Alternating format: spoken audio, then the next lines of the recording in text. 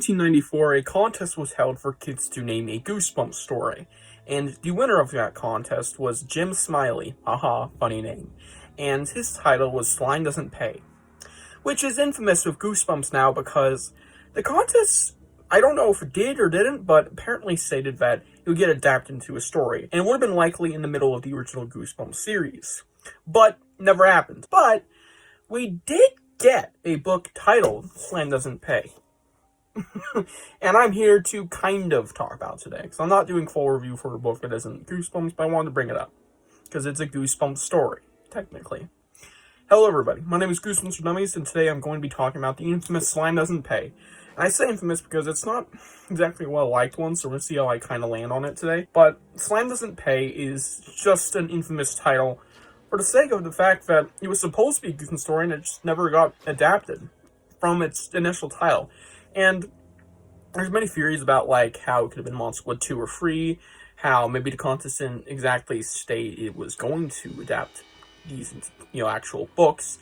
Whoever won would have just gotten a title that was, an if title. What if we got a book title? Slime Doesn't Pay. I don't know. But either way, it never got adapted until 2023. And it was not under Scholastic or Goosebumps' name. It was Blackstone Publishing, and it was a standalone Stine novel, not tied to Goosebumps at all. And not exactly standalone, might I say. Because I think 2024, if I'm not high, we got a secondary novel called Shark Night, which I forgot to bring over, but I have read it too, and I own it, obviously. They're both mixed novels from what I know, but that one's relatively more liked. This one, though, back to our main topic discussion, this is just a standalone novel, unless you want to count it as a duology, even though they have nothing to do with each other, aside from the same publisher and book formatting.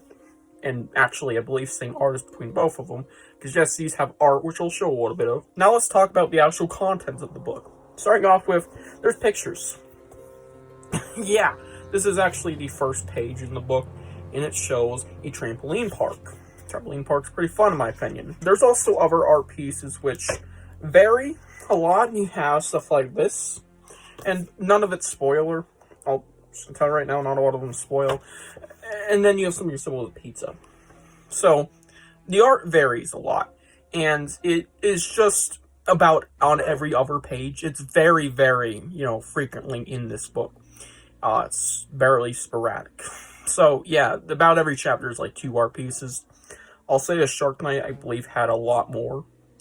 That is also a longer book, quote-unquote, since a lot of the pages are also just whole art pieces, and this is a notably large font size for a what could be Goosebumps story if they wanted to.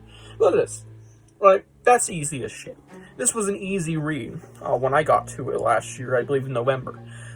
And the story itself is about a girl who fucking hates her brother. He's a little shit. And this whole book, we're wanting to get revenge on him, our main character. And alongside that, we're getting little glimpses of monsters, I'm not even kidding, showing up. And we don't know what the hell is going on until the very end when it's revealed. Now getting the spoilers, the whole family, well, not the whole family, but Arnie is a monster. And it's not the slime that does anything to him, because the final act of revenge, our big moment in the book, which is underwhelming as shit, might I add, is they pour slime on Arnie, and they think that the concoction they learned from YouTube turned him into a monster. No, he's already a monster this whole book, and before story since birth. Yeah, so he's just been hiding that he was a monster for the longest time.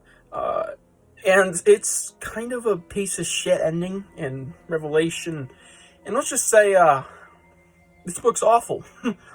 This isn't a review. If you want a review, though, because I do review everything that I read on Goodreads, no shit, and other kids' horror like Ghost of Fear Street, Spine Tingers, you can check that out. I guess it'd be a half-plug video, so check out my Goodreads if you want to check out this review. I'll link this one in particular in the description. Just to summarize how I feel about this book, it's awful.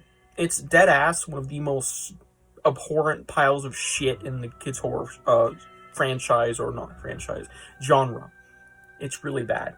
The characters are really lacking. It is a complete meander sesh of boring, and I repeat, boring, rinse and repeat segments for just about all of this book. And when you get to the climax, which is underwhelming, but still the better part of the book, it devolves into a really shitty ending. crappy reveals that are a trope, you know, Girl Cry Monster-esque shit. And it's just a complete pile of sloggy diarrhea. Really, this book absolutely sucks. This is giving it a rating 1 out of 10, but this isn't a book review. This is just really talking about the book. And there's one more thing. This book doesn't even credit Jim Smiley, the actual person who made this title. Yeah, and I don't know, maybe it was like, Stine's like, yo, Jim, do you want me to credit you? Or maybe they reached out back to some publishers or publishing, and Jim declined. If that's so, then okay, but I doubt he would have. I don't really see why. Either way, it's just strange that Jim Smiley's name is nowhere in this book.